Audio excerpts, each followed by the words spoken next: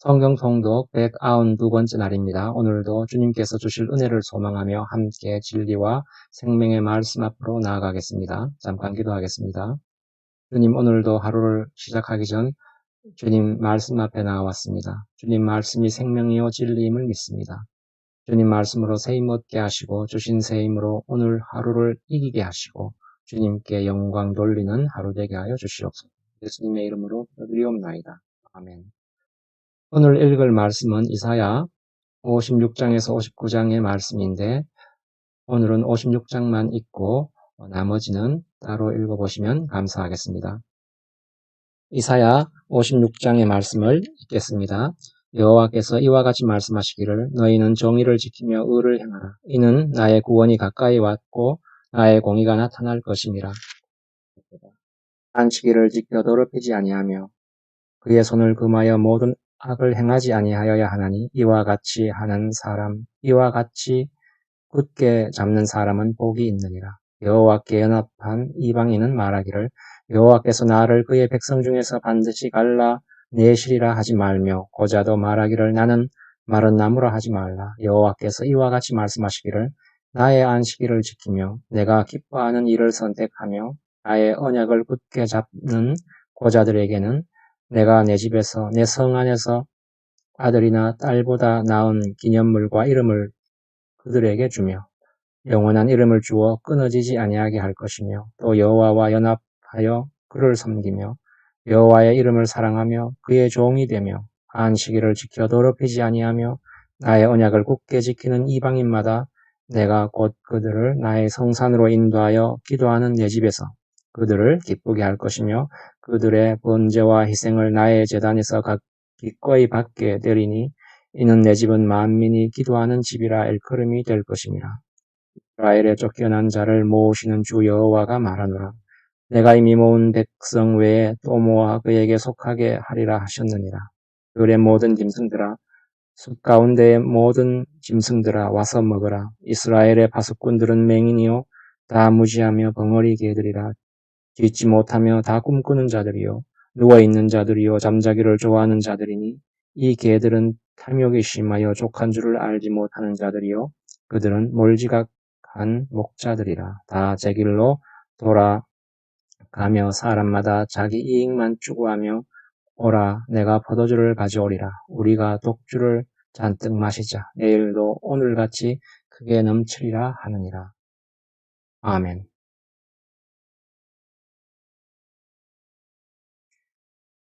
이사야서는 300년이라는 시간에 걸쳐 이스라엘에게 일어난 일을 기록하고 있는데 이 이스라엘의 역사가 우리의 신앙 여정을 그대로 보여주고 있습니다.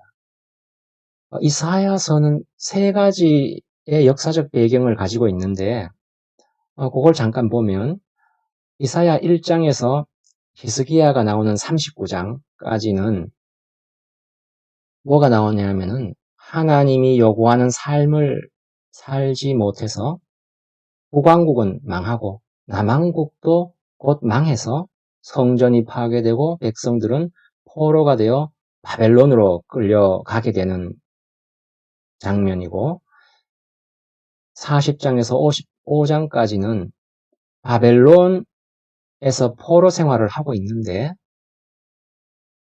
실패하고 망해버린 그곳에서 고향 땅으로 돌아갈 것이라는 해방과 구원의 은혜가 약속되고 또 실제로 실현되어 고향 땅 이스라엘로 돌아오는 장면입니다. 그리고 오늘 읽은 56장부터 끝까지는 고향 땅에 돌아온 이스라엘이 성전을 재건하고 나라를 세워가는 과정에서의 신앙생활을 그 배경으로 하고 있습니다. 56장에서 59장이 증거하고 있는 이스라엘의 신앙생활은 우리의 기대와는 사뭇 다릅니다. 그러니까 하나님의 약속이 성취되어 기적적으로 고향에 다시 돌아왔는데 땅은 황폐해 있고 흉년이 계속 이어져서 배는 항상 고프고 또 성전을 재건하기 위해서 중노동에 시달리고 게다가 바벨론 포로로 잡혀가 있을 때 그때는 이스라엘 땅이 비어 있겠죠. 그때 들어와서 살게 된 이 민족들, 거류민들이 텃세를 부립니다. 바벨론에서 돌아와 정착하는 것을 방해하고 성전을 제거하는 것도 방해하고 모든 면에서 이 거류민들과 적대적인 고난을 당하는 그런 현실을 살게 되는 거죠. 그래서 이스라엘은 지칩니다. 이러한 고난 속에서 그들은 점점 낙담하게 되는 거죠. 당연히 그렇겠죠. 멸망하고 원망하고 그리고 자포자기하는 심정에 빠지고 괴롭고 고단하고 또 의심과 불안, 체념 같은 이런 온갖 자포자기의 심정 속에서 살아야 했습니다. 하나님의 구원의 은혜로 해방되어 돌아왔지만 기대했던 것과는 전혀 다른 현실을 맞닥뜨린 거죠. 하나님의 영광을 보게 되는 그런 현실은 주어지지 않았습니다. 성전도 건축했는데 현실은 변함이 없는 것이지요. 그래서 지칠 대로 지치게 된 이스라엘 백성들의 신앙도 찍습니다. 하나님의 크신 구원의 은혜를 직접 체험했는데도 신앙적으로 실패하는 자리에 다시 오게 되는 거죠. 하나님이 이렇게 탄식할 정도입니다. 너희 중에 누가 성전 문을 닫을 자가 있었으면 좋겠다. 하나님의 능력과 구원의 약속을 실제로 맛보았음에도 고향 땅에서 맞닥뜨린 현실이 하나님이 주실 것이라 약속했던 것과는 너무나도 먼 것이어서 기쁨으로 신앙생활을 유지하지 못하고 실패했더라는 것입니다. 어떻습니까? 우리가 신앙생활에서 항상 반복적으로 겪는 그런 일이지요. 예전에 죄 아래에 있다가 은혜로 구원받았으면 기쁨과 즐거움, 감사가 끊이지 않아야 되는데 믿기 전과 똑같은 일이 계속 반복되는 게 우리 대부분의 신앙의 현주소 아니겠습니까? 구원의 은혜를 입었음에도 이스라엘이 이렇게 신앙의 실패에 갈 때 하나님이 이런 요구를 하십니다. 오늘처럼 56장에서는 안식일을 지키라 요구하고 57장에서는 우상 숭배하지 말라 요구하고 58장에는 올바른 금식을 하라고 요구하시는데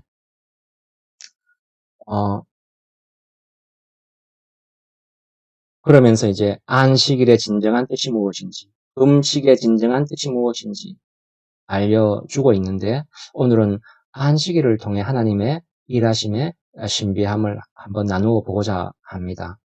오늘 56장 2절에서 하나님 이렇게 요구하시죠. 안식일을 지켜 더럽히지 아니하며 그의 손을 금하여 모든 악을 행하지 아니하여야 하냐니 이와 같이 하는 사람 이와 같이 굳게 잡는 사람은 복이 있느니라. 이렇게 말씀하시면서 안식일을 지킬 것을 요구합니다. 안식일은 우리가 다 잘 알죠. 안식일은 이스라엘에게만 있습니다. 다른 민족에게는 이 안식일이라는 게 없지요. 하나님은 이스라엘 자신들만의 하나님이고 이스라엘은 하나님으로부터 특별한 선택을 받은 민족이다. 이런 개념을 이스라엘인들은 갖고 있었던 것인데 그래서 이스라엘은 안식일을 어떻게 사용했냐면 안식일을 자신들이 다른 민족보다 우월하다는 표로 사용했습니다. 한마디로 우리는 너희들과는 급이 다른 민족이라는 그런 어떤 배타적 정체성을 가지는 것으로 사용했던 거죠. 그러니까 이스라엘은 다른 민족들이 안식일에 들어오지 못하도록 꽉 닫아 걸고 있는 것입니다. 한마디로 폐쇄된 닫힌 그런 안식일인 거죠. 자기들만의 안식일이었던 것입니다. 하나님이 이스라엘에게 안식일을 지키라고 요구하고 있는데 한마디로 안식일이 뭔지 제대로 알고 지키라는 그런 말씀이겠죠. 안식일이 뭐냐면 안식일이란 다른 민족과 구별하는 표, 우월하다는 표. 그러니까 다른 민족은 참여하지 못하게 하는 그런 표가 아니라 안식이란 뭐냐 하면은 하나님과의 관계 안에 있다는 표입니다. 하나님이 천지를 다 창조하고 제일 먼저 뭐 했습니까? 안식하셨잖아요. 그게 뭐냐면은 모든 인간을 하나님의 안식으로 초대한 것입니다. 그래서 안식일을 지키라고 하는 거죠. 한마디로 하나님과의 관계 안으로 부른 그런 날인 것입니다. 누구를 이 관계 안으로 불렀느냐 하면 유대인만이 아니라 모든 민족을 부른 것이지요. 신앙에 실패한 이스라엘이 바벨론의 포로로 잡혀가게 되므로 안식일이 비로소 모든 민족에게 개방이 됩니다. 오늘 56장 8절에서 이렇게 선포하고 있는데 이스라엘에 쫓겨난 자를 모으시는 주 여호와가 말하노니 내가 이미 모은 백성 외에 또 모아 그에게 속하게 하리라 하셨느니라 이렇게 말씀하고 있는데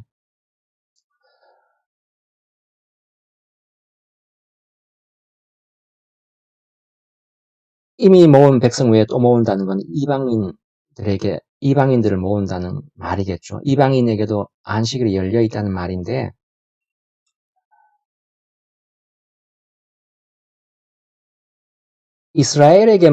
이스라엘만 안식일을 지킬 수 있었는데 이스라엘의 실패로 말미암아 누구든지 안식일을 지키면 여호와께 연합되고 하나님과의 관계 안에 들어간다는 그 말입니다. 그러니까 이스라엘의 신앙의 실패가 이게 뭡니까? 바벨론에 잡혀간 거죠. 그죠? 이스라엘의 신앙의 실패가 하나님의 일하심 속에서는 그들의 실패로 인하여 이방에게 안식일에 들어갈 수 있는 그런 문이 열리게 된 그런 꼴이 된 거죠.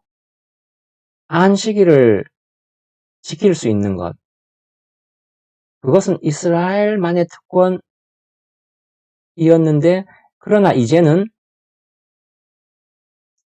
안식일을 지키기만 하면 이스라엘이거나 이방인이거나 상관이 없다고 하고 있는 거죠. 능력 있는 자나 못난 자나 상관이 없다는 것입니다. 그러니까 이스라엘의 실패가 이방 민족에게는 구원의 통로가 되어 버린 거죠.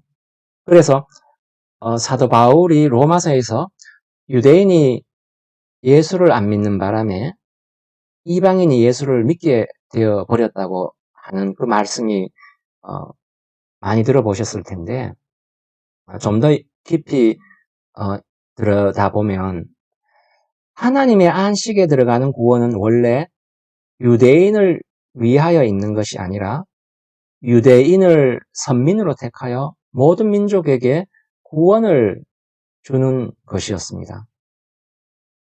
그런데 유대인은 실패를 했죠. 유대인이 구원의 통로이기 때문에 유대인이 실패하면 어떻습니까? 유대인 당사자들만 실패하는 것이 아니라 모든 열방들, 모든 인류도 구원을 받을 수 없어야 맞겠지요? 통로니까 통로가 막혀버리면 지나갈 수 없지 않겠습니까? 그런데 일이 반대로 일어나게 됩니다. 마치 물길이 유대인이라는 통로를 지나가다가 유대인이 이를 거부함으로써 물길이 막혀버린 것인데 그러면 더 이상 물이 흘러갈 수 없게 되는데 희한하게도 유대인이 불순종함으로써 물이 반대로 흘러 들어간 것 같은 그런 꼴이 됐다는 겁니다. 여기서 꼭 염두에 둬야 할 게 뭐냐면은 이스라엘이 순종을 못하면 이방인은 순종을 더 못한다는 사실입니다. 왜냐하면 이방은 하나님도 알지 못하기 때문이지요.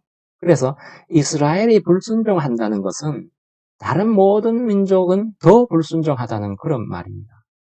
이것을 사도 바울은 로마서 11장에서 이렇게 표현하고 있는데, 하나님이 모든 사람을 순종하지 아니하는 가운데 가두어 두심은 모든 사람에게 긍휼을 베풀려 하심이로다. 그러니까 모든 사람을 불순종 가운데 묶어두어 모든 사람에게 긍휼을 베푸시고자 하는 하나님의 뜻이라고 이야기합니다. 놀랍지요? 모든 사람을 불순종하는 데 가두어 두셨다. 이 말이 마치 하나님이 일부러 불순종을 요구했다. 그렇게 들리기도 합니다. 이 문제가 실은 우리의 신앙 현실을 이해하는데 굉장히 깊은 통찰을 줍니다. 좀 더 볼까요? 순종하는 일은 분명히 하나님의 뜻을 이루는 방법이고 가장 명예로운 방법이죠. 그렇기 때문에 불순종하면 구원받는 일이 일어나지 않아야 맞습니다. 그렇죠? 그런데 지금 오늘 말씀이나 바울의 말씀이 무슨 말이냐 하면 순종해야만 일어날 수 있는 일이 불순종에서도 동일한 결과가 일어났다고 얘기하는 겁니다. 그러면 이렇게 되물을 수도 있겠죠. 그러면 불순종이 구원이라는 결과를 만드는 거냐? 그렇지는 않다는 겁니다. 순종해야 만드는 것이죠. 구원이라는 것은. 그러나 이 문제는 순종하면 되고 불순종하면 안 되는 그런 문제가 아니라 결과를 만들고야 말겠다는 하나님의 의지에 관한 문제이기 때문에 순종을 하면 순종한 자의 순종에서 결과하는 것이고 불순종할지라도 그 결과는 실패할 수 없다는 것입니다. 말이 복잡한데 이게 무슨 말이냐면 한마디로 구원이란 순종에서 주어진 보상이 아니라 순종한 자들도 이것은 은혜의 결과라는 것을 알아야 된다 이 말입니다. 이게 바로 이방이 구원을 얻게 된 이유이고 그리고 결국 이스라엘도 구원을 받을 수밖에 없는 이유인 것이죠. 더 불순종한 이방인도 구원을 받았다면 덜 불순종한 이스라엘은 당연히 받아야겠죠. 더 불순종하다, 덜 불순종하다가 중요한 게 아니라 둘 다 불순종한 거죠. 어느 경우든 은혜의 결과라는 것입니다. 이게 바로 사도 바울의 그 논증입니다. 그러니 우리는 불순종에 대해서 다시 한번 생각을 해봐야 됩니다. 불순종이 일을 할 수 있다면, 그러니까 죄를 짓는 것이 하나님의 일을 이루는 방법이냐? 그렇지는 않다는 것입니다. 그럴 리는 없겠죠. 순종을 해야 명예로운 결과가 일어납니다. 그러나 불순종해도 결과가 일어난다면 불순종을 어떻게 이해해야 되냐 이 말입니다. 하나님이 왜 그런 불순종의 경우를 허락하시는가 하는 것이 문제가 되죠. 이게 하나님이 불순종을 허락하시는 것이 아니라 인간이란 불순종할 수밖에 없는 존재라는 것입니다. 하나님이 모든 사람을 불순종 안에 가두어 둔 것이 아니라 인간이란 원래가 불순종하는 그런 존재라는 것이지요. 그래서 하나님은 불순종 안에 은혜를 담을 수밖에 없는 것입니다. 달리 담을 때가 거기밖에 없기 때문인 것이죠. 포로에서 구원의 은혜를 맛보고 기쁨과 영광을 약속으로 받고 그래서 고향 땅으로 돌아온 이스라엘 백성이 체념과 원망으로 간 것은 단지 그들이 불성실하고 못나서 그렇게 되었다. 그래서 그들이 실패했다. 그래서 또 넘어졌다. 이것을 고발하려는 것이 아니라 인간의 한계, 인간된 한계를 말하는 것입니다. 누구나가 다 그렇다는 것이죠. 인간이라면. 인간의 한계라는 것입니다. 불순종이. 불순종할 수밖에 없다는 것이죠.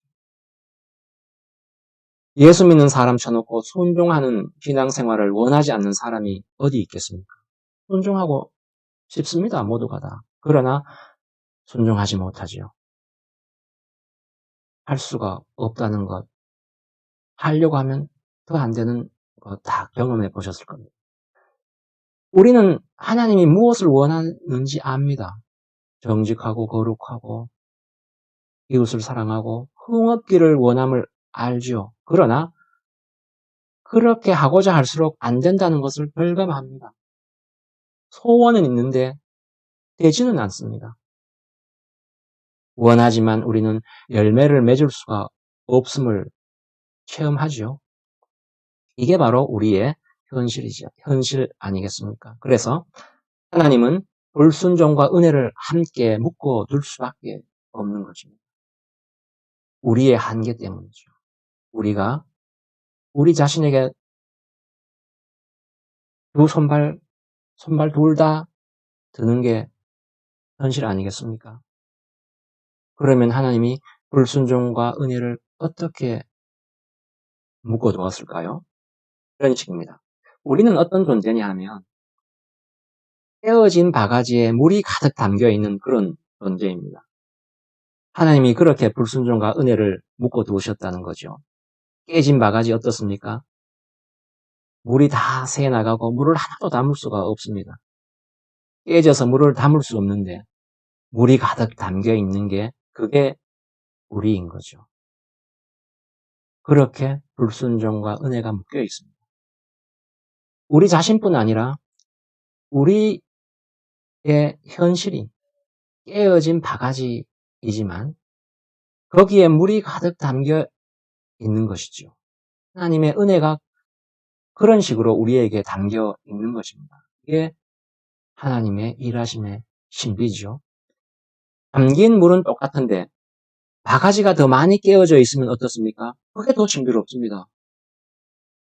순종할 수 없는 우리로 순종의 열매를 맺게 하고야 말겠다는 하나님의 신비로운 의지인 것이죠. 예수 그리스도를 믿는 우리의 신앙이 가지는 신비인 것입니다. 하나님이 일하시는 하나님의 능력이요 지혜인 것이죠. 실망과 자책 이게 뭡니까?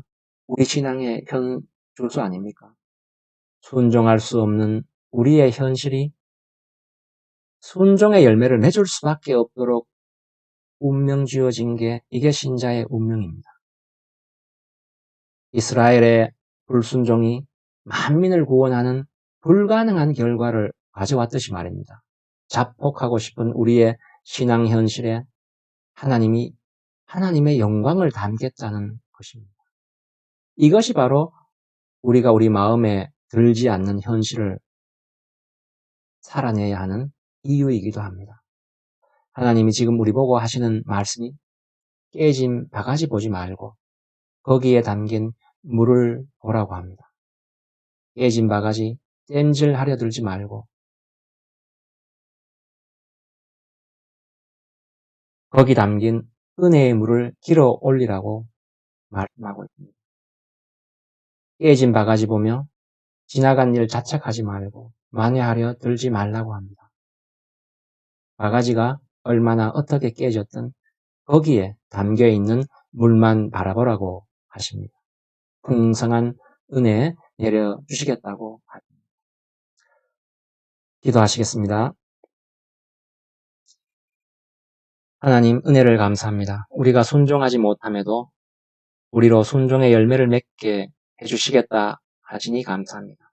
때로 되지 않아 순종하기 힘든 신앙 현실이지만 주님께서 순종의 열매를 맺게 해주신다니 외면하고 싶고 달아나고 싶은 현실이지만 주님의 은혜로 달려가기를 소망합니다. 오직 주님의 은혜만 의지하오니 지나온 길은 뒤로 하고 주님만 바라보고 앞을 향해 달려가는 인생 되게 하사 순종의 열매 풍성히 맺게 하여 주시옵소서. 감사드리오며 우리 주 예수 그리스도의 이름으로 기도드리옵나이다. 아멘.